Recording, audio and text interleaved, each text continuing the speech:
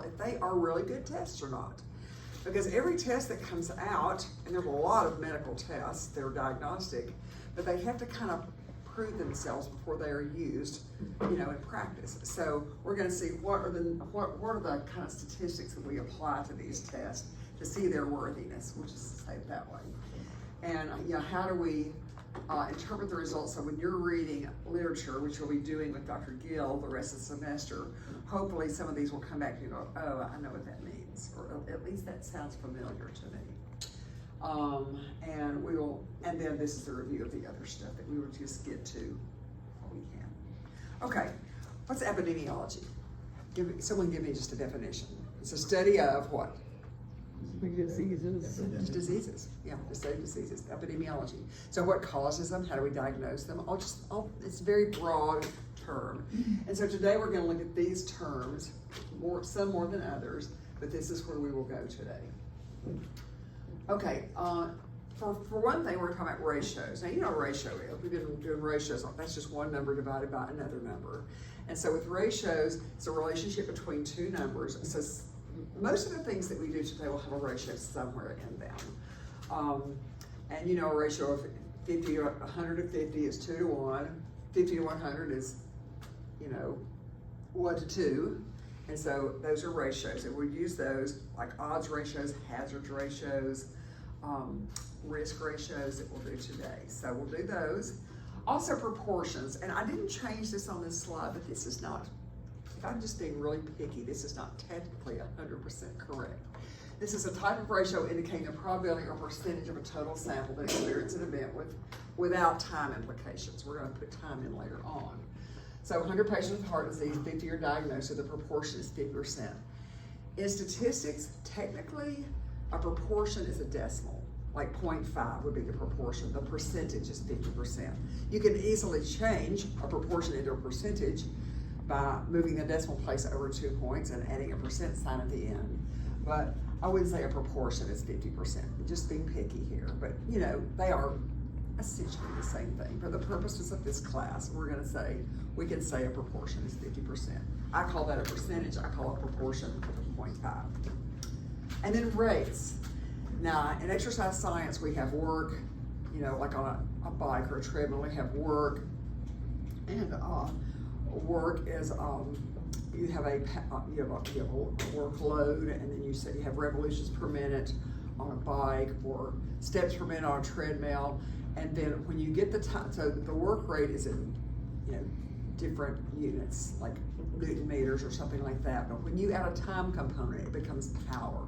In statistics, when you add a time component, it becomes a rate, okay? This many were diagnosed per week, per day, per year, per quarter. When it becomes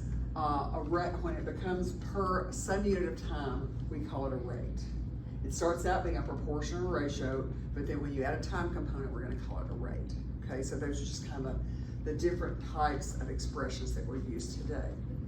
Now the first is on incidence and prevalence, and this is pretty easy. Okay, just a minute. Okay, so epidemiology statistics. So incidence and prevalence, and this is a very easy concept. Let me get my marker. So incidence is just how many people develop a new disease. Now, my husband, he's almost broken himself of this habit, but he finally joined this century, about a year ago.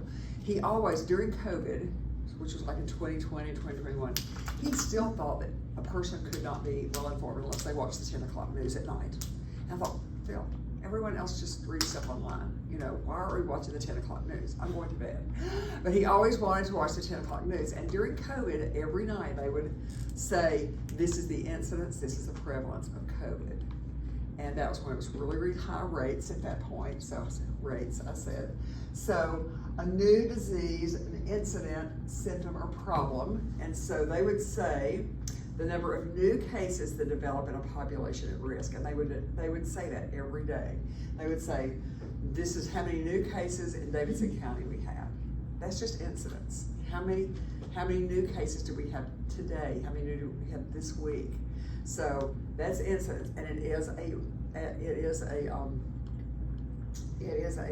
rate because it has a time component to it. Prevalence is also a rate, but it's the probability of having a disease at any given point in time. So they might say on the 10 o'clock news back then, they would say, the prevalence of COVID in Davidson County this week is 15%, meaning 15% of everybody in the population had it at that point. It didn't say they got it today. Incidence tells kind of when they got new cases. Prevalence tells how many people have it right now, so it's more cumulative, if that makes sense. So it reflects the existing disease in a population. All right, is that pretty clear? I'm gonna give you a little example of that. And this is more of an exercise science, so it's really easy to understand. So this is an example I give to my students. I forgot to erase the board before class. So let's say we have joggers and they are training for the country music marathon. And what happens when a lot of people who are not really ready for that start training all at once? They start getting injuries, right? A lot of injuries every month. So let's say we start out with 400 joggers or runners. So that's our N equals 400 to start with. And so this is for instance, so in September, let's say this is a December, this isn't the country music marathon, this is maybe some marathon in December. So there's a Huntsville marathon in December, Rocket City. So we'll say it's that one. So in September, 11 out of that 400 got injuries, got running injuries, okay? And that was 2.75%. That was so this side is incidence, okay? Okay, so the incidence was in September, in this time period, 2.75% got injured. Then in October, 19 more got injuries, but now it's not out of 400, it's out of what? 389, because 11 of them were already injured, right? So out of the remaining people who aren't injured yet, 19 more got injured, and that was 4.8% got injured that month. Again, incidence, not prevalence, not total, just how many for that month. Then November, we came along and we said 15 more got injured out of, and now it's not 389 anymore, it's 370, because you have to subtract these 19 from this. How many are remaining? 15 got it, and that was 4.05%. So that is incidence. Prevalence, which is abbreviate, prevalence, you have to keep changing the, you leave the denominator the same every time. Like out of 400, how many people right now have injuries, okay? So in September, again, it's the same thing, 11 out of 400, because that's how many got injured the first month, so it's still 2.75%. But in October, what we say is another 19 got injured, so 11 plus 19. Now, at this point in time, a total of 30 are injured out of the 400 we started with. So now our cumulative injuries is 7.5%. In November, we get 30 plus 15 more, so 45 out of our total, and that is 11.25%. So this is more cumulative and tells how many injuries we have at this time. So at the time of the marathon, 11.25% had gotten injured, okay? So that was at that point in time, like at the end, or at any given point in time, this is like how many happen of new injuries every month, all right? But those are rates because they are per month, and that is just good example of those, okay? So those two are the first one. Now, diagnostic tests. I told Lily on the email last night, so it's funny, we're gonna talk about COVID diagnostic tests today, and you just took one. So we're gonna talk about this today. So just kind of preliminary information. First, diagnostic tests. I mean, we have to be able to meaningfully, it says classify people as diseased or non-diseased, injured or non-injured. We have to be able to say that, to say if the test works or not. So we have to know some way to meaningfully classify them. And these are required for useful measures of incidence and prevalence. How are we going to calculate the incidence? Well, if we don't have a COVID test that really correctly identifies people, we can't, right? We have to have a correct or a accurate test to come up with these numbers. So these are kind of required first. So a lot of times a gold standard test is not really available. Now, most diseases and disorders, they are, but there are some that it takes a long time to diagnose, and sometimes what do they end up doing? They end up saying, we think you have this because what? We ruled out everything else, We ruled out this and this and this, so This summer I had some really weird stuff going on, and I've been so healthy my whole life. I have been very blessed with good health, and I worked 33 years at Lipscomb with not a sick day, none. Okay, I had surgery a couple of times, but no sick days. So very blessed with that way. This summer, as soon as I retired, I started falling apart. So I started having dizzy spells and double vision, which is really scary. I mean, just double vision, like, whoa, what's that, you know? And so I went first to an eye doctor, the PCP, the neurologist. They did find a brain. You know, I had an MRI, I had a CT scan of my brain and carotid arteries, everything, and just everything was fine. They said, your brain is clear, there's no aneurysms. It was really nice to know that. No aneurysms, no blockages, no. My sister, who's younger than me, had carotid artery surgery with a 70% blocked carotid artery. I said, please check those carotid arteries for me, please. And so that's why they did the CTA, and they said, everything looks great. I said, good, I'm so glad, but why am I dizzy and have double vision? And they finally just said, we've ruled out everything else. There's no definitive test. We just think you have some kind of vestibular, like inner ear issues that cause dizziness occasionally. I said, okay. So they gave me these kind of eye exercises to do and said, drink more water. Because sometimes when you get dehydrated, it causes those things to happen more. So sometimes they just rule out everything else and say, now we think it's this.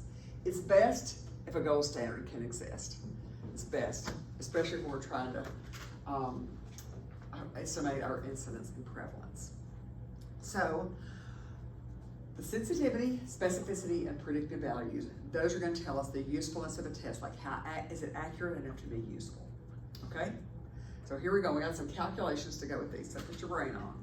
So sensitivity. Okay, in sensitivity, this is what we're gonna start with. We're gonna start with the disease itself. Do they have it or not in real life? Do they really, God only knows, have the disease itself? Do they really have it? And then we're gonna say, did the test say they had it? Okay, so we're gonna start out with the people that really have, let's say COVID, because that's what the slides say. And did this test correctly identify them as having COVID? They have it. Did the test say they had it? Okay, so this is another way of saying it, the proportion of people with the disease who are correctly identified. In other words, they have a positive test. So that's sensitivity of the test. Now, so this is described through a true positive rate. So a test with good sensitivity has a high true positive rate. In other words, if you get a positive test, if you really have the disease, you're gonna get a positive test. That's a high true positive rate. And it leads to a low false negative rate, which I put that in yellow because that's a little bit less intuitive. So this is kind of different ways of saying it. The likelihood of a positive test when a positive diagnosis or a positive disease, when you really do have it, when it exists, when you really do have the disease, you really do have COVID, what's the likelihood your test is going to be positive? If it's a good test, it's a high likelihood, right? Tests with high sensitivity, sensitivity, are described also as having low false negatives. What's a false negative? Okay, that's the test, and did anyone ever have this happen in COVID? A test that came back negative, you say, yippee, and it turned out you really had it. Anyone happen to that happen? Yeah, happened to me. But it was one of those, which tests were more, back in 2020, 2021, which tests were the more accurate ones? The PCR tests, right? Those were the ones that we really had faith in. How about those rapid tests? Not so much, right? And so we had a trip planned up to the mountains, and I found out I'd been exposed. I had a little bit of a scratchy throat, but not much. And I went over to the clinic, and they did a rapid test, and they said, you can go on your trip, you're good. So the day I was coming back, and they did a PCR test, but those take longer to come back. So we were gone for 2 days, and I was leaving the mountains to come back home, and the nurse in the clinic called me and said, Ruth, this is Erin. She said, you have COVID. Your PCR test came back. So I got a false negative on the rapid test, but a true negative on the second one. So a false negative means the test said you didn't have it, but you did. And so if they have a really high test, they're not going to miss many people who actually have the disease. They're going to correctly identify them. And as this increases, the false negative rate decreases. Because the true positives are there. If you have the disease, it's going to give you a positive result. So you're not going to get a lot of false negatives, okay? And so that tends to rule out the diagnosis. The false negatives, there's not many of them, so that rules out that you have COVID, okay? So this is how you calculate it. It's not hard, it's really straightforward. The sensitivity is the true positive plus the false negative. And so this is how you calculate. So this is our people, and we're just gonna look at this column right now because we're talking about sensitivity. So these are the people that actually have COVID. And this is how many there are, 7,080. How many of those 7,080 did the test say they had COVID? That many, 6520. What about those folks? Well, they were the ones that got the false negative, okay? The COVID test said they were negative, but actually they had it, right? So these are ones that were misclassified. So how do we find out the sensitivity? It's just these two put together divided by that, or, no, excuse me, that's not true. This divided by these two put together, okay? Or 6520 divided by the total, which is more intuitive to me. And I just added that. It's probably not on the slides that I put on Canvas. I just added that an hour ago. But that's more intuitive to me. Out of the people that have it, how many people had a positive test? Very straightforward, right? So you just use like 6250 divided by 7,080. Turn that into a proportion, which is 0.291, or a percentage, which is 92.1%. Say 92.1% of the people with COVID had a positive COVID test. That's sensitivity. That's all it is. Okay? Pretty easy? Okay, until you get to specificity, which sounds almost the same, that's the opposite. So specificity is where we're gonna look at the people that don't have COVID, okay? So, and the only, again, my brain is not great sometimes, so I have to have ways to memorize things. Sensitivity and specificity, in alphabetical order, sensitivity comes first. So we're talking about the people that have it first, and then the people that don't have it for this one. SESP, so that's just the way I remember it. So the ability of a diagnostic test to correctly identify individuals without the disease. So yes, Luke. What, I can correlate sensitivity with respect to the definition of it, like how precise this test is to your positive result. Mm-hmm. Is there another way we can word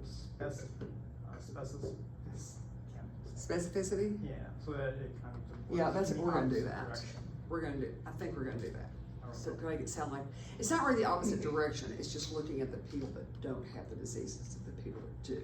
Okay, look at this. The proportion of individuals without the disease who are correctly identified as a negative test. Does that help? Because that's what it really is. Okay, now we're looking at the people that don't have COVID. Are they correctly identified by the test with a negative COVID test?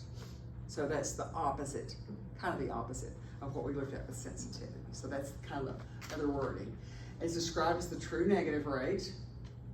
True negative, those are people who don't have COVID, but the test said they didn't have COVID. That's a true negative.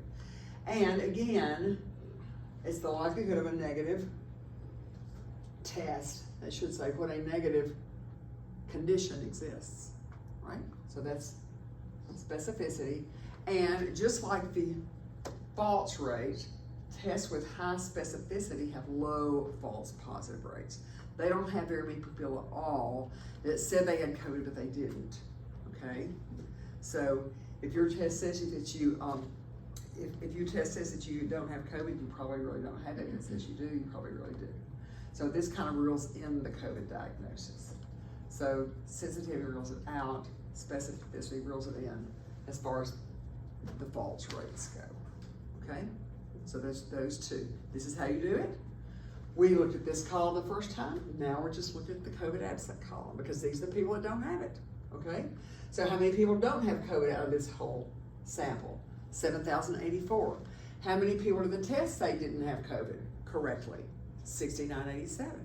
Okay, so our specificity is 6,987, the ones with a negative test, divided by these two put together, but it makes more sense to me to just say this divided by this.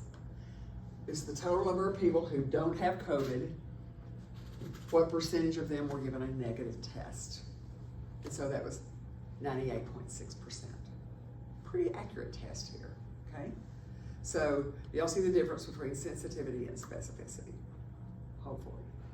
All right? And the calculations are really, really easy. And like I said, I mean, with my undergraduate class, we had like block A, B, C, D. You could do A divided by C and D. Just logic it out, you know, just do it by logic. You can memorize the blocks if you want to, but I think logic works better.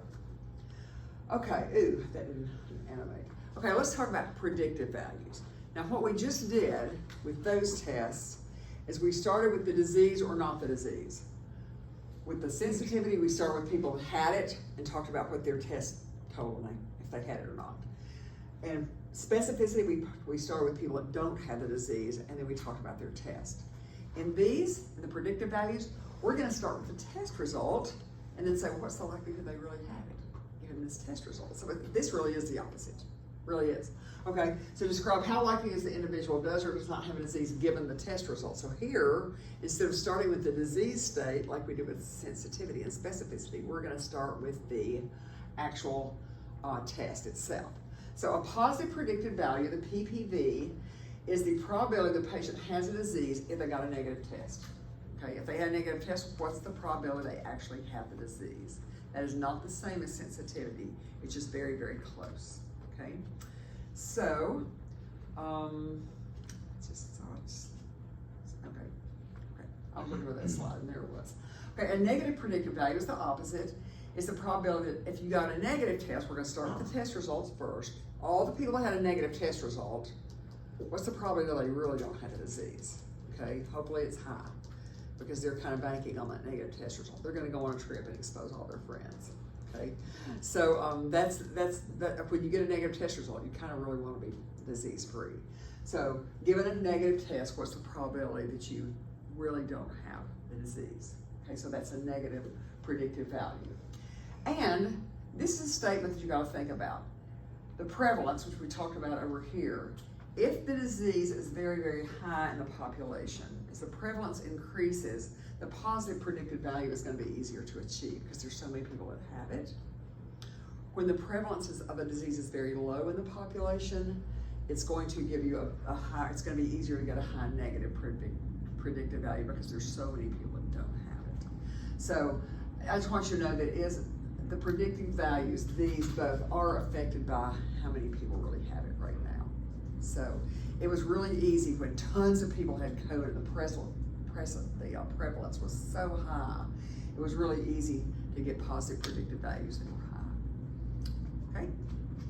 So risk calculations. These are a little bit like odds ratios that we did last week for outcomes data. We did some odd ratios last week. And so we're talking about the absolute risk reduction, the relative risk reduction. I know these all sound the same and they just aren't. And then also number needed to treat and number needed to harm. Like, given what we know about this disease and this treatment for the disease, how many people do we need to treat with this to really make a difference in the disease in the population? That really, how many do we need to treat to really say it works? How many do we need to treat to possibly get side effects that harm people? So that's what we're doing last, all right? So hang on, here we go. So this is, first we're gonna do absolute risk and absolute risk reduction. This is pretty intuitive, and none of these taken alone are hard. They just all run together sometimes. So I'm going to do my best to talk about things where they don't run together. Okay, the absolute risk is very intuitive. It's just the number of patients with a certain outcome divided by the total. So let's look at, and so these are two medicines for MRSA, or that's a staph infection that you get in the hospital, right? This is just a fictitious name that came with these slides. I think MRSA killing sounds like mercy killing. I kind of don't like it. It sounds bad, doesn't it? MRSA killing sounds like mercy killing. But this is mercy killing, which is a fictitious experimental drug that we're trying to show that it works. And vancomycin is just something that treats infections. It's been used for staph infections. It's kind of standard treatment, or maybe just the control. We're going to call vancomycin the control because it's just what we've been using for a while now. So this one, we're going to just take each drug by itself first, and we're going to say the outcome, it's not death this time, it's just going to be readmission at 60 days. So they were in the hospital, they went home, oops, they had to come back because the disease, the infection was not totally killed, and it kind of reoccurred. all right? So readmission to the hospital at 60 days or before is, that's our outcome. It's kind of our negative outcome. It's our, kind of like our hazard ratio. That's what we don't want to happen, okay? So with the Mercakilin new drug, there were 22 readmissions at 60 days divided by a total of 146 people that took it, okay? And so we had, this is the intervention, the Mercakilin down here. So 22 out of 146, or 22 plus 124, if you want to add those two together. 22 who were readmitted out of the 146 that took it, that was 15%. Not so bad, okay? And then the control, or the vancomycin, that's the standard treatment. 49 of those were readmitted out of a total of 152 that took it, and that was 32%. So it's a little higher. So we're gonna say, well, clearly vancomycin is not quite as good as Mercakilin, you know, at preventing readmissions, but how much did it really reduce it? Well, that's easy. The absolute risk for the control, or the vancomycin, minus the absolute risk for the intervention. So 0.32 minus 0.15, it reduced the risk 17%, okay? Again, these aren't hard concepts. It's just when you see slide after slide that has similar things on them, they're hard to sort out. So this is just absolute risk and absolute risk reduction. We found that one is better than the other. How much better? That's the question, okay? You're frowning. Justin's like, I don't know. Okay. That's just Justin's face. What? That's just his face? That's just his face. Okay, well that's good to know. Yeah, I was kind of worried. Huh? Got the RBS sometimes. Oh, okay. I can identify with that. Okay, so, okay, now let's talk about relative risk and relative risk reduction. So this was absolute risk and absolute risk reduction. When you hear relative, we're gonna look at a ratio. Now this, yeah, we had a little bit of a ratio here to calculate our relative risk, but we didn't really make a ratio out of these two together. We just kind of subtracted one from the other. For relative risk, we're gonna actually divide one by the other. So for relative risk, we're gonna do the absolute risk for intervention from the slide before, divided by absolute risk for the control, or the vancomycin, and that relative risk is 0.7. Now remember, last week we said if the odds ratio, which is just a special case of an odds ratio, if it's less than 1, we say that it was a decreased risk, right? So the relative risk for intervention divided by control is 0.47. That means that, how do we interpret that? You have 0.47 or 47 times as much risk for readmission if you take the Mercakilin, experimental drug, okay? 47 times as much, which is really like 47% of the risk, which is more intuitive to say that to me. So how much of a risk reduction was that? It's just 1 minus the relative risk, that's all. So 1 minus that 4.47 that we got here, a 53% risk reduction in taking Mercakilin versus the standard treatment, vancomycin, okay? And the reason that was relative was because we used a ratio, right? And we, like I said, we did not use a ratio for this one, we just kind of subtracted one from the other. But for this one, we actually used a ratio. And this ratio was just a ratio for the control and a ratio for the intervention. This is a ratio that included both of them. So that is relative risk and relative risk reduction, okay? Again, not hard, but then when you have the slide before it, you go, you know, I gotta keep them straight. You just have to keep them straight, sorry. Okay, number needed to treat. So again, we have the same data here that we've had. So how many people do we have to treat to say it's kind of clinically significant? Like this is good enough to make a big deal out of, in other words. So the number needed to treat is a pretty simple ratio. It's just 1 divided by the absolute risk reduction. And the absolute risk reduction we had over in slide number, I'm turning the wrong way. The absolute risk reduction we had in slide 14. We calculated that, okay? So they said the absolute risk reduction was 0.17. That was a couple of slides ago. So if you wanna write your notes, that was on slide 14. And so it's just 1 divided by that 0.17. So the number needed to treat is 5.88. Now, the slide that we were at before said if you have a number needed to treat, you're gonna round up. You cannot treat 5.8 persons. You know, you have to treat a whole person. So let's round that up to 6. And so what is that interpreted as? We need to treat 6 patients with Mercakilin to prevent 1 readmission at 60 days. Is that enough to worry about? To get excited about? I don't know. It's not a statistical significance question. The doctors and the patients have to decide that. The biostatistician only does the ratios and presents it. They have to decide if it's worth the treatment or not, okay? They say, well, for every 6 patients, we prevent 1. For 12 patients, we prevent 2 readmissions. For 18, we prevent 3. Maybe it's worth it. I don't know. If it's not a whole lot more expensive than the vancomycin, I'd say go for it. So is it effective enough? So this NNT, it is kind of used to assess clinical significance. Is this enough to say it's clinically significant? Right now, we don't care about statistical significance. We just want to know, is it enough to help my patients? And that's what clinical significance is. Is it enough that I think I'm going to start using this instead of the other drug because it's going to be better for my patients? So that's when we come into the last one, which is number needed to harm. Because when a new drug comes out, we say it's more effective. It's not much more expensive, just a little bit. Maybe it's worth the extra cost. What's always the downside, or sometimes the downside? Side effects, right? What does it cause that we didn't really want, okay?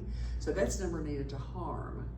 And we always have to think about that. I mean, there are some drugs, if you take it a little bit, it's okay. If you take it a long period of time, it can harm people. So is there a downside to taking Mercakilin? It looks like it's more effective by this, by the other ratios that we did, the relative risk, the absolute risk reduction, it looks like it's more effective. But what about if it harms people? And that's what we have to kind of really be careful of. So, example, my husband, he tries to be really healthy, and I really admire him for that. Every male in his family history has had diabetes, like by the time they were in their late 40s or 50s. His dad, his granddad, his brother, all of his uncles, all of them. My husband is 72. He does not have diabetes. He's taken a lot better care of himself. But his parents, because of their diabetes, they both died of kidney failure. And so whenever he has anything like inflammation, a musculoskeletal injury, which he's had a few of those, he doesn't want to take a boatload of Advil, because it causes kidney damage if you take too much of it. Same with Aleve, naproxen sodium. So he's really careful about taking that amount of it because it can harm his kidneys. So this drug, Mercakilin, it's been known that maybe it can cause kidney damage if people take it. So I say, yikes, let's backpedal on that drug a little bit if it's going to cause kidney damage, right? So we have a new data set here, and this shows it's the same number of people taking it. 146 took Mercakilin and 152 took vancomycin, but now we have kidney injury or no kidney injury. So 5 out of 146 had kidney injuries with Mercakilin, which is 3.4%. The vancomycin, the control one, standard care, it was 8 out of 152 or 5.3%, right? So absolute risk increase, the risk increase for using the vancomycin over the Mercakilin is, again, control minus intervention. We just subtract them. And so this for the vancomycin, this for the Mercakilin, it's a 0.019% increase in risk of harm or risk of kidney injury, all right? So number needed to harm, how many people do we need for it to really affect them? It's just easy. It's 1 minus the absolute risk increase, which was 0.019. 1 divided by, not minus, but divided by. 1 divided by that is 52.6. Interpretation, we need to treat 52 patients with MRSA killing to see 1 incidence of kidney injury. Okay, so that seems pretty good, 52 whole patients before 1 person gets kidney injury, unless you're the one, and then you think it's probably a high risk, right? So again, the biostatistician just presents the data. The doctors have to decide if that's worth the risk or not. Is that too much? Okay, risk calculations. Now this is just the same thing we just did, except it's a different example, so I think we will not go over these in class. It's just another data set. Instead of readmission to the hospital, our outcome this time, our negative outcome is actually more negative, it's death, than readmission to the hospital. So it's death or no death, and we have a drug and a placebo, and we have the absolute risk reduction, just like we just did. So if you want to do another problem that work through that and make sure you understand it, I'm just trying to give you a second data set, but I don't see the real need to walk through all of it again right now. Same with this. This is a relative risk reduction and the relative risk and the relative risk reductions on this slide, and then the number needed to treat on this slide. We don't have a number needed to harm of this one because it requires more data, and we don't have the new data set about the harm. So you can walk through these if you want to and make sure that you understand where we're getting those numbers. Okay? That was fast, but was it okay? Okay? It's a lot, like I said, these are individually are not hard. It's just that there's several of them that are really similar to each other, and you think this is how I calculate this, and this is, what it means, right? All right, we're not gonna do this exam review right now. We're gonna do the bingo game first. So, we're gonna end this show. I'm gonna bring up the Biostats bingo, which is somewhere. And we're going to make teams. So, I'm gonna let y'all do this in pairs. I just thought that's a little bit less, intimidating. We're in pairs. Okay. Okay, so for Lily, there is in this week's folder, there is a little screenshot of the bingo card that I'm going to give to Tatiana. Okay, so if you would move over, Marina, over there with Zach. Every pair gets a bingo card, and her partner is now, sorry, her partner is Lily, because they need to talk to each other. Okay, so, and that's the one that I posted.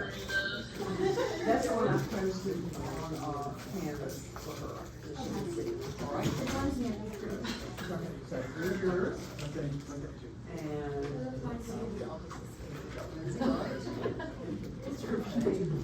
Hannah and Jesse get that one. Jerron and Jessica get that one. Jerron. Okay. You two get this one.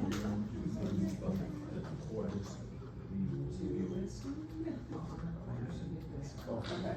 And like I said, this is a classic bingo. Whoops. That's doesn't look quite right. This is not classic bingo where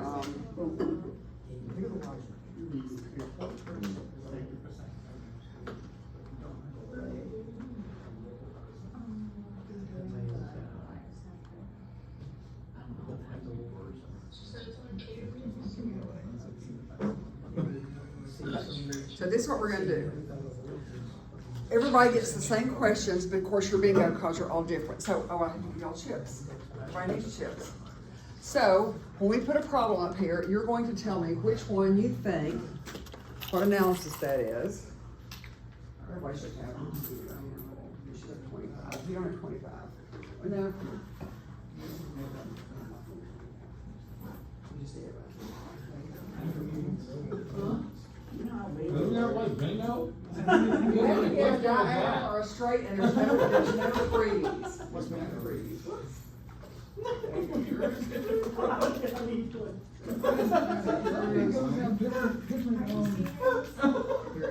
Some bingos have different like. You run out of chips, let me know. Okay, here's the rules.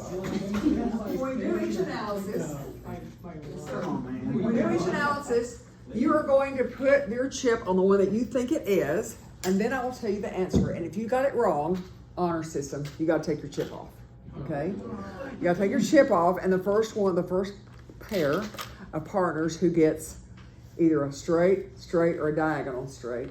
See, classic bingo's got, just that free bingo. Has a free one in the middle, which that makes it too easy. Or the also classic bingo, everybody doesn't have all the answers, but you have all the answers. They're just in different orders. Okay, so there's a little bit of skill involved with this, also a little bit of luck. Just depending on your card. So, and So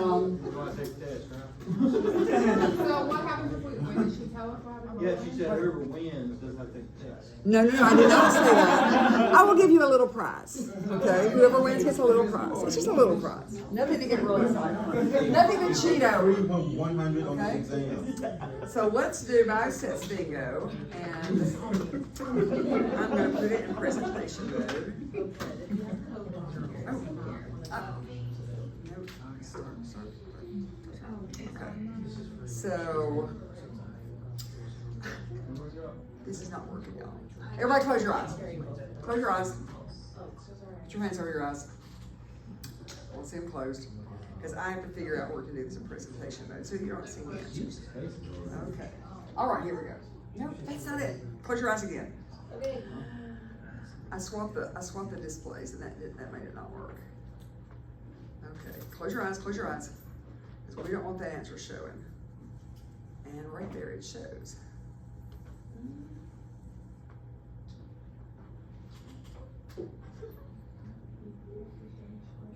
No.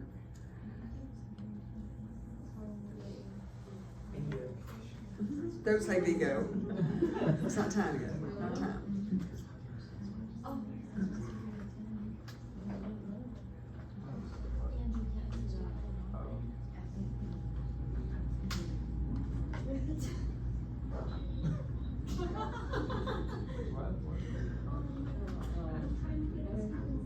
It's wanting to put those up there. Doesn't work. Ruth, if I have to close my eyes for much longer, I'm gonna fall asleep. You're gonna, or get dizzy. Okay, I just have to reopen it. We're gonna close the whole thing. Let's see. Yeah. Okay. Don't look. Try. Okay. Y'all go ahead and take a nap. I'm laughing. Take your nap. Because this was all gonna work real good, and then until it didn't. Chips. So. Under group.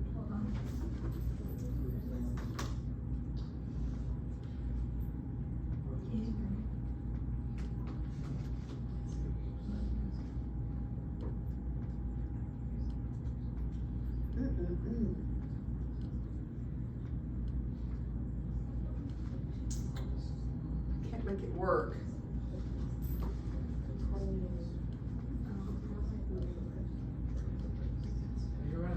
Okay, I think this is gonna be it. Okay. First question. Can't see the whole question. And you saw the answer. Okay, so here we go. I don't know why I was doing that. Okay. Putting my Bluetooth. This is going to be a trial run because you already see the That's answer. a freebie. Okay. That's so she can hear. Okay, That's so what she you did- can okay, hear. so I just wait. Yeah, Okay. I figured. So, a study was conducted comparing experimental drug with a traditional drug for the treatment of dyslipidemia. Patients were randomly assigned to be in one of the two groups. At the end of the study, the investigators found that the mean total cholesterol level in the new drug group was less than the mean total cholesterol group, the lab value, in the traditional drug group. What statistical test could be used to determine the difference, if they were statistically significant, the differences? And I do not know why this is cutting off like this. This is so strange, but Is that it's better for you? it's trying to show you a little bit of the answer. Okay, cool. But the answer to this one is an independent t-test, as you already can see. And why is it that? Because, why is it that? Why is it an independent t-test? Someone tell me. What kind of dependent variable do we have? How many do we have? Just one. We're looking at total cholesterol level, right? What are that's our dependent variable, that's what we're measuring, and it's continuous. It's not categorical, it's cholesterol levels, that's continuous.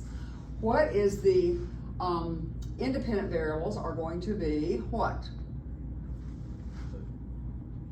experimental drug and a traditional drug. 2, 1 independent variable, type of drug, 2 levels of it, 2 drugs, so that's an independent t-test, right? That's kind of the simplest analysis we can do. We're just trying to look at the difference in these 2 drugs and what effect it has on the dependent variable cholesterol. Okay, so that's our independent t-test. So put your marker on that. Everybody got that one, it's a freebie. We hope it goes smoothly from now on. And It's not in the middle. Not in the middle. right, not in the middle. Well, did anyone have that one in the middle? Sorry, that was not my design. Okay, so let me look at I have just a little thing right here that I was gonna tell you on each one. Just to remind you of fun facts about each one of these tests, because I told you we would kind of talk through them. A fun So- fact, like something we should know? Huh? Well, yeah. Okay. Yes. Oh, so is this a parametric or non-parametric test?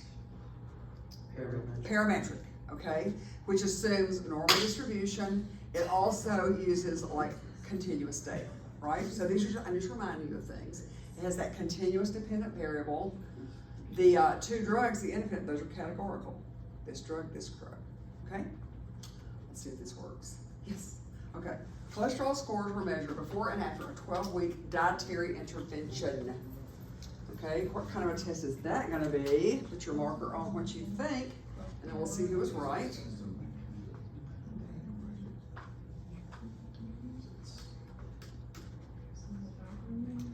Ready? Oh, Oh, no. oh, come on. Y'all okay. Just, if you were looking, you saw the answer. Okay? So when we have a before and after, that is always going to be and these slides call them groups sometimes. I don't really like that terminology. We have the same group and they're measured twice. That's what this is, right? So what is that? A paired samples t-test, or a dependent t-test is the other word for it. Okay, if you got that one right, leave your coin on. If you didn't get it right, take your chip off, okay? Number 3, a researcher wishes to determine whether older adults relax better with yoga, progressive muscle relaxation, or visualization. 30 adults were each assigned to one of the 3 relaxation programs. Which analysis will help answer this research question? Which one?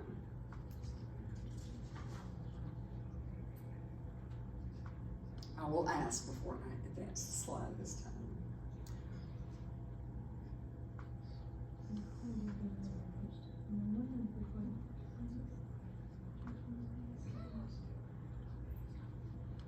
And yes, I will post these slides after class, but I didn't post them before because I knew y'all would cheat if I did. Because all the answers would have been there. I will post them though, because this is part of your review also. Everybody done? Okay. Did you say that? I know Bradley and Austin said that. They were happy. Okay, why is this a one-way ANOVA? We still have we have a continuous dependent variable that we're measuring, which is relaxation. You know, however we're measuring relaxation. I don't know how we're measuring, but it's going to be a continuous dependent variable. And now this time we have how many groups? 3. We cannot use a t-test with 3 groups. Remember, t-tests only accommodate 2 means. Either a pre and a post mean or a group 1, group 2 mean. It can accommodate 3 different treatments.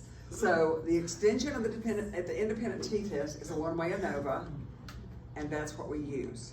All right? Now, what else do we need to know about it? It is still parametric, because we still have that continuous dependent variable. What else do we need to say about the one? Okay, what happens here if we get a significant ANOVA? If we say, yes, there was a significant difference among these 3 groups, we got a P of, say, 0.03. Okay, that's a significant P. Are we done? No. No. What do we not know yet? The difference between Yep. 2. Exactly. Thank you, Christian. Which ones are significantly different from each other? So which one was the best? The yoga, the progressive muscle relaxation, visualization. We can see that from the means, but we need a post hoc test to tell us, you know, were these two different from each other, or these two, or these two. So that's what our post hoc test. Yes, Zach? Why is relaxing parametric? Well, I just said it was. Because it could, I mean, you're right, it could be a scale, but a relaxation score, and let's say it's from 1 to 100, it's continuous. But it could be a scale, and it could be non-parametric. So if it was like a test question, how would it be for us? I would probably do it better. Okay. I just had to make these up really fast. So and I should have said on here, whether adults which adults, I should have added at the end that the relaxation is a continuous score. Okay. That's a really fair question though. Okay, if I did on the test and you said, but Dr. Henry, you didn't say how it was being measured, I would probably say, okay, Zach, you get credit for that question because you were thinking really well. Okay, we'll talk about that kind of test in a minute. Okay, a nursing teacher wants to track the improvement in lab skills of students in her class. Oh my goodness. My sister teaches at Belmont, and she teaches nursing labs, and they have lab skills. And she said one day they were like putting in a IV or something, and she said this one girl, her face was like down on a mannequin, and she thought, man, she's really getting a close look at that. And she came, and she had passed out. And she said, you know, if you passed out putting an IV in a dummy, you might want to reconsider nursing school because this wasn't even a real person. So, anyway, just a funny story. So, she gives each student a skill test in September, and then October, and then final in December. Which statistical test will she use to determine changes during the school year? And let's say that her skill test is on a continuous variable. So, it could be from 100% to 0%. Nobody gets that. So it's continuous. Okay? What are we gonna do?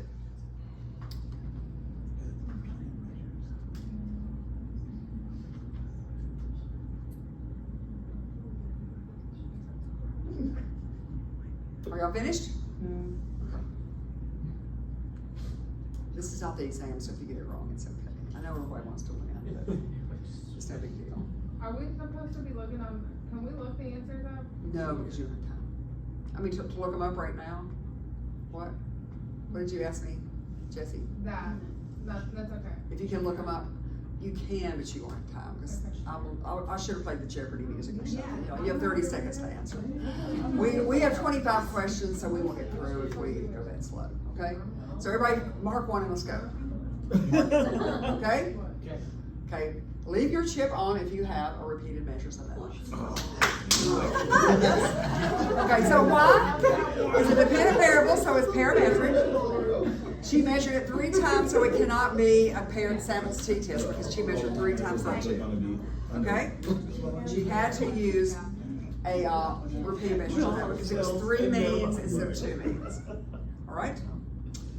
Next, researchers may use a what to determine if the effectiveness of a pain drug varies by dosage level. So we have 3 different dosage levels, and they may control for age differences because they believe the dosage the age may have an effect on the dosage.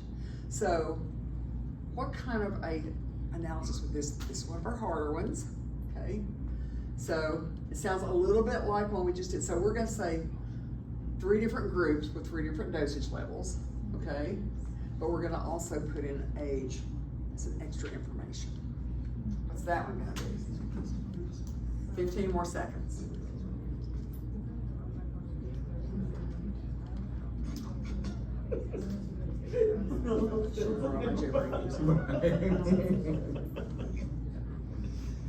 Okay, mark it. Everybody have a dot somewhere?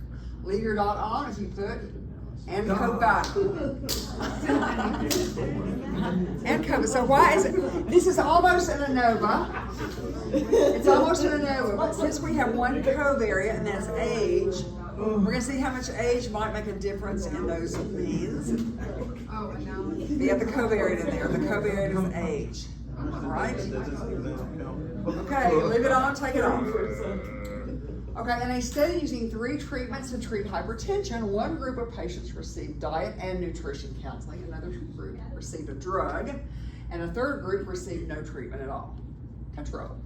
The mean arterial pressure was compared after 6 months using an ANOVA. The p-value obtained was 0.025. Is that significant? Yeah, Yes. it's a lot less than 0.05. Which of the following processes would the researcher use to determine which treatment was the best of the three? We got 3 treatments, a significant ANOVA. What do we do next?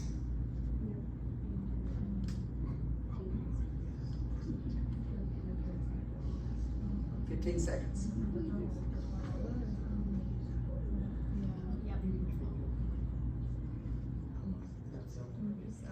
Done?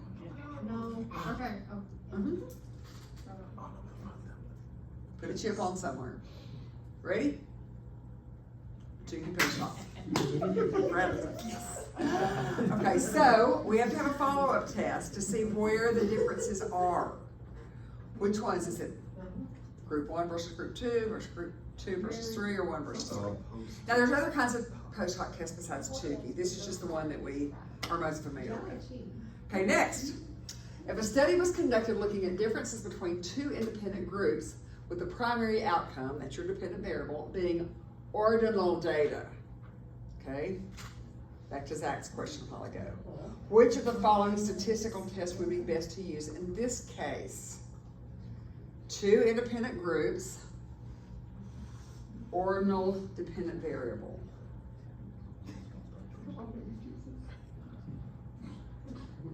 Fifteen seconds.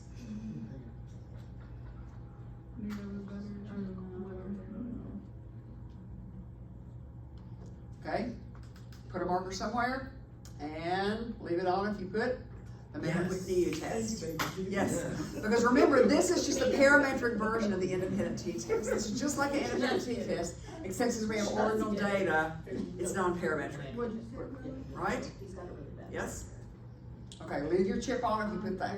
Okay, next, researchers randomly divide 30 people with diabetes who start out with similar levels, so they're all starting out kind of an even playing field. Their similar levels of hemoglobin A1C into 3 groups and give 3 diabetes treatments for 12 weeks. Okay? They then measure quality of life with an ordinal scale of 1 to 8. Which test will they use? What does this one do? We've done one similar to this already today, but this one's a little different. 15 seconds. Oh, Lord.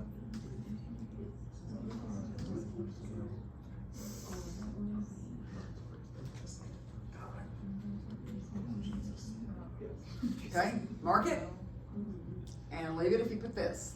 Crystal Wallace test. Okay, remember that's just the extension of the ANOVA. I don't know how to remember these names. I just had to memorize them, I'm sorry. And I'm sure y'all haven't memorized them yet, so you're guessing. But Crystal Wallace is the extension of the one-way ANOVA that we use when we need non-parametric, right? So if we have ordinal dependent variable, or if we have non-normal data, sometimes we use the non-parametric test also. Okay, next. A physical therapist measures shoulder range of motion in 10 patients the week after their surgery. Ouch. Then follows 12 weeks of physical therapy, then measures range of motion again. Range of motion is measured on a scale of 1, 2, or 3, very limited, moderate, or full range of motion. Which test do we use for this one?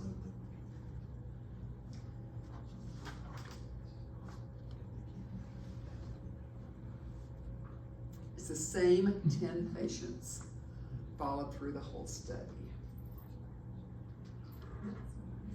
10 seconds.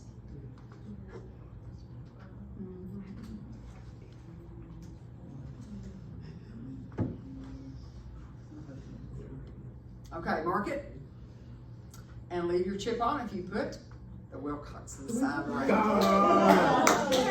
So that is the Wilcoxon sign rank is like a paired t-test, a before and after, but it's a non-parametric version of it. Because this is a scale, this is ordinal data, not continuous. Okay? Wilcoxon sign rank. All right. Physician wonders if chemo patients prefer at-home infusions, or in-clinic infusions. She gives each patient for several months a choice and records their choices. She also records their age category, younger than 60 or older than 60 category, not their raw age, but just old people, young people. thinking that that also may have a bearing on their preference. Which test will analyze this question? Think about your variables here, what we've got.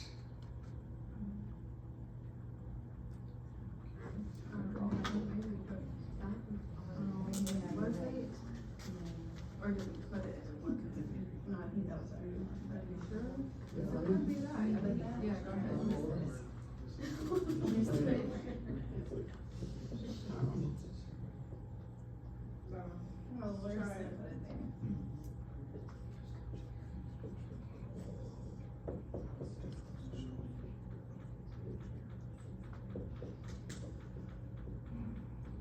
Okay, mark it. What is it? Chi-square. Why is it a chi-square? Because both of those variables, both the dependent one, which the dependent would be home or in clinic, the independent would be their age, both of those are categorical variables. So we cannot do any kind of t-test or ANOVA.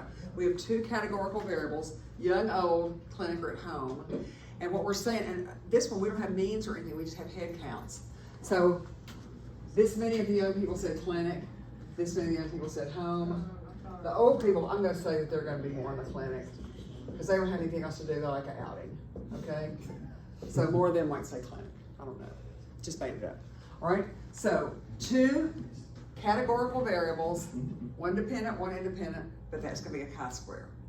So the chi-square tells us, did age have a bearing on their choice of infusion site, all right? Cardiologist recommends exercise to his patients. They all do, right? How many people do it? Sometimes not very many. Some are more compliant than others. He thinks that he notices that those who go on to have a heart attack later on become more compliant after their heart attack. Go figure. So he measures compliance, and it's again categorical. Not at all, somewhat, or very compliant. So just kind of three categories: before and after the patient's heart attacks. Do they become more compliant after a heart attack? So that one. It's kind of the same as this data, except with one little difference. Yeah, this Okay. One little difference. 10 more seconds. Well, We just. probably a lot. Kind of like the one before with a little difference. Okay, leave your chip on. Everybody got one on? Put it somewhere. Leave your chip on if you put the McNamara test. Okay, so what is the McNamara test? This is the chi-square, but one of the variables is a pre-post. Okay, this one they were both just independent variables like clinic, home, young, old. This one has one of the variables is before the heart attack and after the heart attack.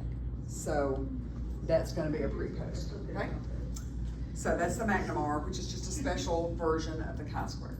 Researchers want to use two independent factors. I clearly did this really fast. I have typos in here. Factors: fitness level and intensity of exercise to determine subject's attitude toward a certain workout. The workout is measured as a continuous score.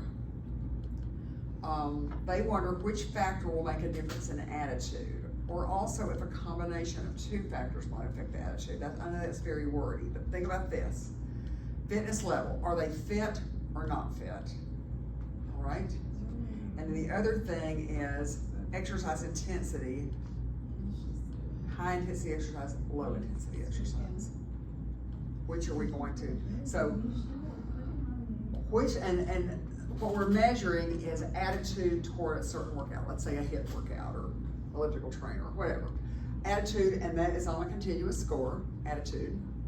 Okay, maybe 1 to 100, something like that. What's that gonna be? This is one of our more complicated analyses also. Mark it, and leave your chip on if you put a factorial ANOVA. Why is it that? And I think I actually have a slide that shows you this. No, I don't. So why is it a factorial ANOVA? Because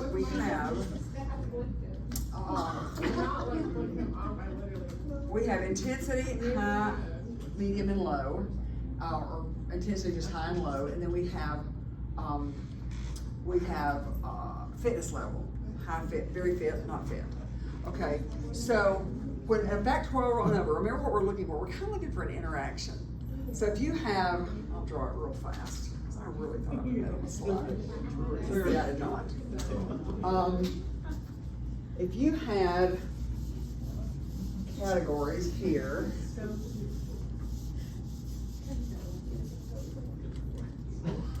Okay, fitness level was high and low.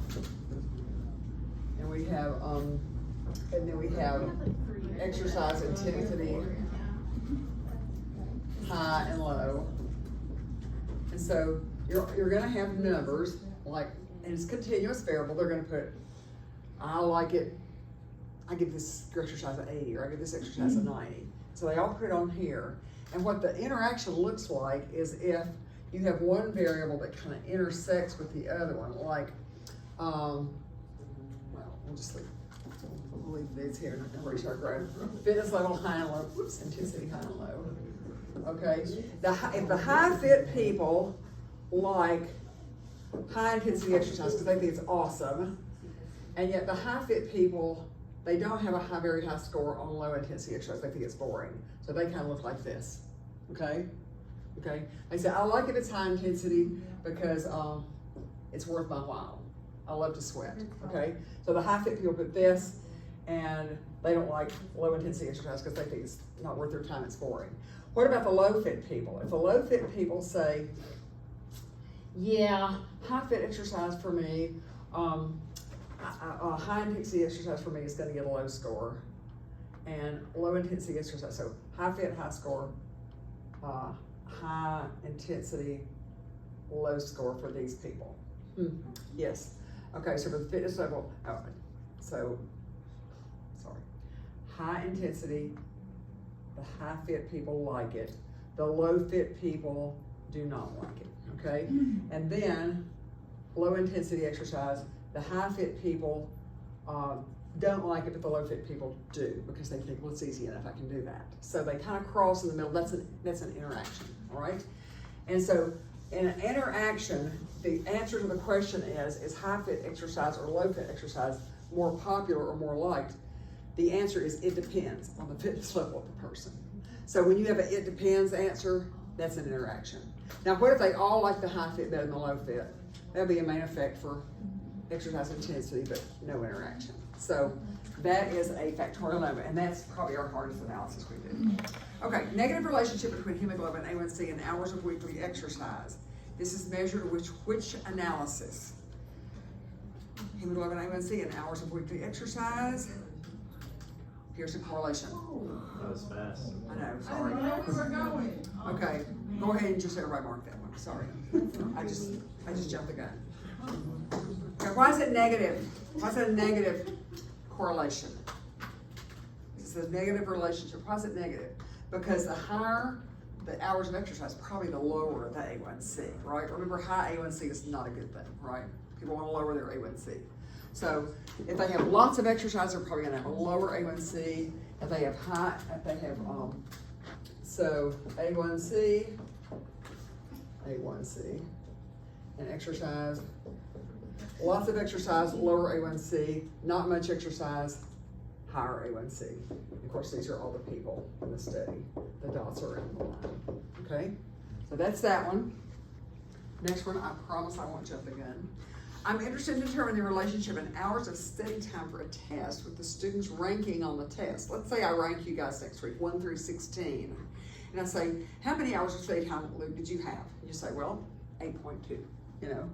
And I asked Christian, he said, well, 7.6, you know. So every person has their score for hours of study time, and then you have your ranking. I won't say what the ranking is, because I have no idea. So what would that be? It says which of the following is true. I mean, which analysis do we use? Which analysis? I made some changes to the slideshow, I did not say. Right, it's probably not. Okay. This is probably going to be a positive correlation. So what kind? Finish? Spearman. Why is it a Spearman? Spearman is non-parametric. Why do we have to have a non-parametric for this analysis? This word right here, ranking. It's ranked data. It's ranked or If it's ranking, it's ordinal data. So that's gonna have a Spearman correlation instead of a Pearson because it's a non-parametric test, because we have ordinal data, okay? Spearman. Next, we wish to predict a runner's time on a marathon from their best 10K time. Which analysis can make this prediction? So, the faster the 10K, probably the faster the marathon, for the most part. So if we're gonna predict their time, it's based on a strong correlation. What are we gonna do to predict it?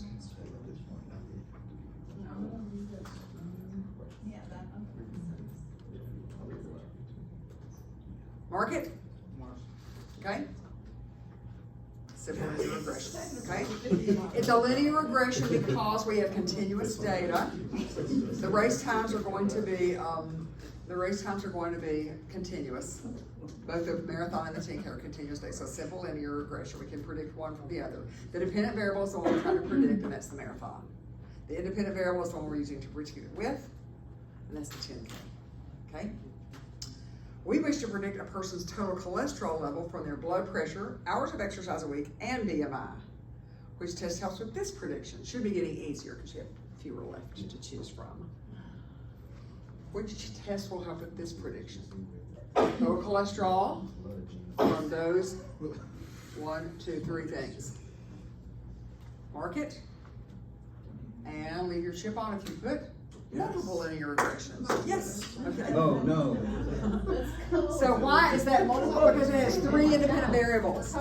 We're not just predicting it from one variable like 10K time. We're predicting it from a combination of these 3. Okay? So this combination of independent variables predicts this. Is this continuous total cholesterol? Yes. Yeah. So it is a linear regression because it's a continuous. Dependent variable, but we have 3 independent variables or predictor variables in this one. So it's a multiple. And what's that? Is it a lowercase r or a capital R? Multiple is a capital R. Simple regression with one predictor is a lowercase r. Okay. A researcher wishes to predict whether a person will have a heart attack at some point during their life using their BMI measurement. Which analysis will do this? Yeah. It should be getting a lot easier now, okay? A lot easier. 5 seconds. Okay, everyone got a marker on? Simple logistic regression. Why is it logistic? Logistic regression has what kind of independent variable? Categorical. A heart attack, yes, no. That's a category. You had one or you didn't, okay? So since our dependent variable is a category, a dichotomous category, yes or no, and we're using their BMI measurement to predict it with, that is a simple because we're using one predictor variable. Spoiler alert. We would like to predict whether a person will experience a heart attack during their lifetime using the common risk factors: blood pressure, exercise amount, cholesterol, BMI, and glucose. Which analysis do we use? This should be getting really easy because there's only a few left. Okay. We got it right, but if we keep messing up. Oh, you should like put a little X on the ones that you now I tell you, right? You did? You did?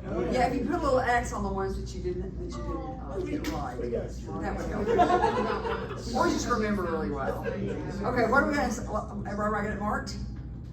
Okay, leave it if you got this. Bingo! Y'all bingo? Okay. We'll give you a prize at the end, but we're moving on from that. They can check them though, they might be cheating. We don't have to take the test now. No, I did not say that. Never said that. Look at the answers. Okay, I'll give you a prize when the game is over. I don't want to de-incentivize the others. Okay, it's multiple, it's a logistic because it's a yes-no dependent variable, categorical, dichotomous, and multiple because we got all these predictor variables, okay? All right, which non-parametric test estimates survival probabilities as a function of time, either all subjects together or analyzed by group, and that non-parametric is the key word there. So which one are we gonna say on that one?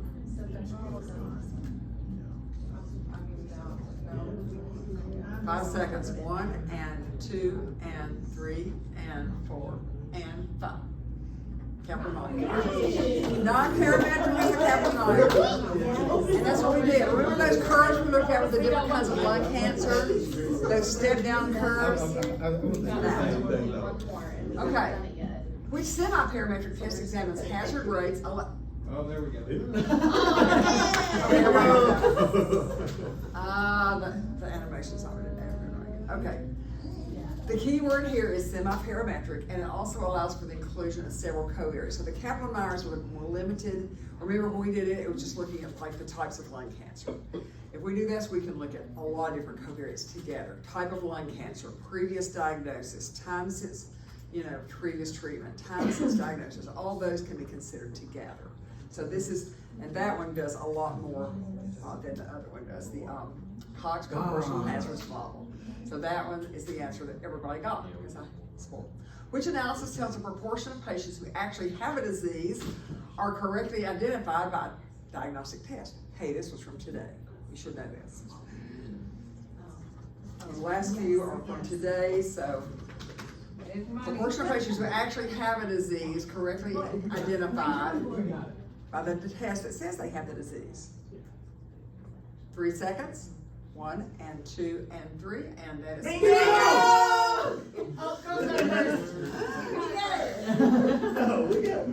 And what's the key word in those? After you have the disease, which is the positive one, they have the disease. At any given time in a study, subjects in treatment B are 72% more likely to survive, or as likely, this should really say. 72% more likely to make sense. 72% as likely to survive as those with treatment A. This statement refers to which type of analysis? This was from last week's study. We kind of did a little bit today too. What is that? That would be treatment B divided by treatment A is equal to 72 over 100, right? What is that? 1, 2, 3, here we go. Hazards ratio. Merciful Okay. fathers. And remember, hazard can be about survival or it can be about hazard. It can be something bad or something good. And survival is good. So treatment B is 72% as likely to survive. So I would say I would go with treatment A. Okay? Hazard ratio. Which analysis compares the number of patients with a given outcome to the total number of patients? This is a really simple ratio that we did. An outcome divided by the total number of patients, say, with that treatment. 1 and 2 and 3, go. Absolute risk. Okay. Number of patients who were readmitted at 60 days divided by all the people that took that drug. Total number. Okay? Just 2 more. For smokers, the risk of having a stroke by the end of a 10 to 15 year period is 35%. This statement is an example of what? And the key word here is that by the end of a 10-year period. Not at any given point in time, but at the end of the study. This is from last week's lesson. Drum roll, 1 and 2 and 3, mark it. Relative risk. Remember, relative risk was at the end of the study, right? Hazards ratio was like during the study, okay? Last one. Which statistic shows the ability of a diagnostic test to correctly identify individuals without a disease? Without a disease. What if we get bingo twice? We got bingo twice. We still just have prizes for the people that got it. First bingos. Hey, man, if you did marketing now. That's true. Okay. Oh, we gotta do this. Winner, specificity. Hope everybody got that one because it's the last one. Okay, winners, you get your choice in triangle highlighters. Sticky notes. Thank you. Yes. I told you it's a little prize, but still, incentivizes, right? Okay, so in the 10 minutes that we have left, let's go to these slides. Hope y'all enjoyed that. And that I will post those slides today, and so that will be an extra study guide because the answers are on every one of them. So you will have that as an extra study guide. Taking my phone, sorry. Okay, your exam review. I told you to look at this and see which slides that you saw that you thought, oh, I don't remember that, or I never did that in the first place. So, does anyone have anything that we need to go to for the next 10 minutes? And otherwise, we'll wait till later on this week and look at some of those if you want to. How many questions are on the test? 50. Oh, Lord, Terry. And they are all multiple choice. Remember, if you, at first I had 40 on there, I thought, well, they count a lot more points each when there's only 40, so we're gonna add some more questions. So 50 questions, it's your midterm exam, so it should be helpful. Is it multiple choice? Is multiple choice, every single bit of it. Will the questions be similar to the bingo? Well, okay, Okay. all these bingo questions were about matching analysis with questions. I would say there would be maybe 15 of those on there, but a lot of things that we talked about during that are also there. You know, like, remember this is not parametric. Remember this is because this kind of dependent variable, this kind of independent. So we didn't just match up the analyses to the research question on these, we also kind of talked about extra things. So, you know, that's gonna be, what we just did is probably gonna be at least half the test, if not more, right? So a lot of that would come from the information we just did, but not all of it. So that's what this exam review is for. It has a lot of slides that we could not possibly go over them in class today, but does anyone have something they would like to go to for the next few minutes? Okay. Well, let's see what I want to, because I want to use our class time wisely. Okay. These are all pretty easy. Tell me to stop if we get to something that I think you might hang you up.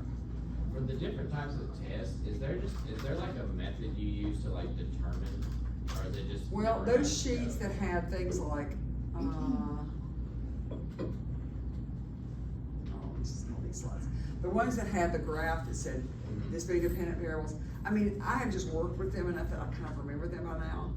But that sheet, and let's see if I have it handy, probably not. But that sheet, the ones that were kind of like this, you know, those are helpful. You know, measures of central tendency, mean, median, proportion for non-parametric. Mean is parametric, median, proportion. Independent variables, 2 groups, independent t-test, or a Mann-Whitney U-test, or a chi-square Fisher's exact for non-parametric. So those help, I think. But for ways of remembering it, not so much. I think they just have to be memorized. And that's hard when you haven't worked with this kind of stuff in a long time. I realize that. But it's just memorizing. Okay, stop me if we get to something y'all would like to talk about.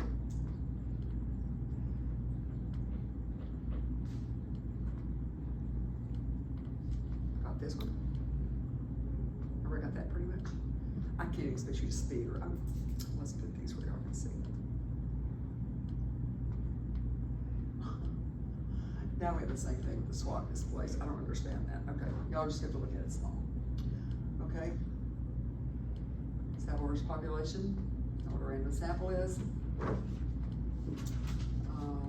Statistical inference. We do inferential. What's the difference in inferential statistics and just summary or descriptive statistics? What's the difference? Differential versus what was the other one? Yes, yeah, so yeah. A descriptive just kind of tells what it is. It's just describing a sample or a population. Inferential, inference, is going to take what we found in our sample, it's going to generalize it to other people. And so whether it's a t-test or a chi-square or a test sensitivity or a test positive predictive value, any of those, they're done on a sample and then we use it for other people.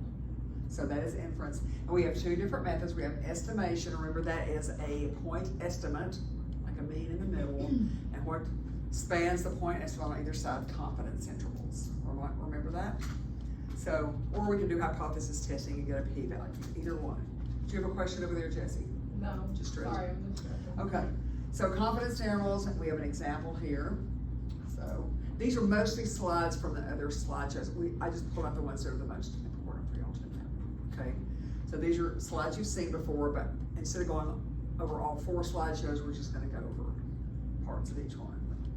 Remember, for confidence intervals, when you're not using the p-value for significance, when you're using confidence intervals instead, if there's a difference between 2 values, like with the absolute risk reduction or something, we're gonna say if it doesn't cross 0, if the confidence interval doesn't cross 0, then it's a statistically a significant difference. If it's a ratio, like a hazard ratio or a risk ratio, if it doesn't cross 1, it's statistically significant. So that will be on the test, I promise you. You know, like some examples, which one of these is significant. So you need to be able to pick those out. Hypothesis testing, this kind of tells about the null and alternative hypothesis. Y'all understand that, right? The power of a test, I put this in yellow. If a test has the ability to reject a null hypothesis that should be rejected, okay? I rejected the null, and I should have rejected the null because the two groups weren't the same. It has power. Now, things that give us power that we didn't talk about a whole lot in here because we didn't do these calculations. Power is like low variability gives us power. Big differences between groups give us power. An alpha level of 0.05 instead of 0.01 gives us more power because the rejection region is bigger. So the power of a test just makes it easier for us to reject the null when we should be able to, okay? One-sided and two-sided, one-tailed and two-tailed. We did that one day. Remember when the rejection region was all in one tail? That's when we kind of know the direction of the results. Or two tails, and we're just guessing. So I put these at the bottom, and this is a really good thing to remember. When you're doing a non-inferiority trial, you're trying to show that a new drug is just as good as the old one, and maybe it's cheaper. We're trying to show that it's non-inferior. We're gonna use a one-tailed test because we're pretty sure the direction it's gonna go. We're gonna say it's just as good. So we're gonna use a one-tailed test on that one. If we don't know if it's a randomized controlled trial, we got a placebo and a drug, we're gonna use a two-tailed test because we don't really know the direction. We don't know which one's gonna be better. It's just gonna be a guess. So that would be a two-tailed.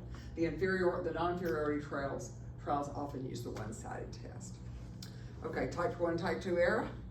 Y'all got that? You can only make a type 1 error if what? Fill in the blank. The null is true. You can only make a type 1 error if the null is true, okay? And you rejected it. That's a type 1 error. You can only make a type 1 error if the null is true, okay? You know what the p-value is, okay? So if we have a p that says 0.04, there is only a 4% chance that these differences that we saw between these groups were just by accident or by chance or because it was a weird sample. Only a 4% chance that error was made because of chance, okay? And we always have p-values from 0 to 1. Lower is better, of course. Statistical significance. Remember, there's no gray area. We don't want to say it's almost significant. We don't say that. If it's less than your alpha, and we said usually we test at 0.05 in medical statistics, but sometimes we test at alpha of 0.01. We're looking for a p to be less than alpha, and that shows that it's significant, okay? Clinical significance, totally different thing. That means I don't care if it's statistically significant, I just want to know if it's good enough to help my patients, okay? We talked about these today. This is one of those things, univariate, bivariate, multivariate. And we're not even close to the end, and it's 1:30, so we have to quit. But paired observations. Remember when we say serves their own control? And that's the good thing about paired observations. You don't have to get as many people in your study. If I can give everybody no treatment, then I give them a treatment, and I can measure the difference between pre and post, I only have one group.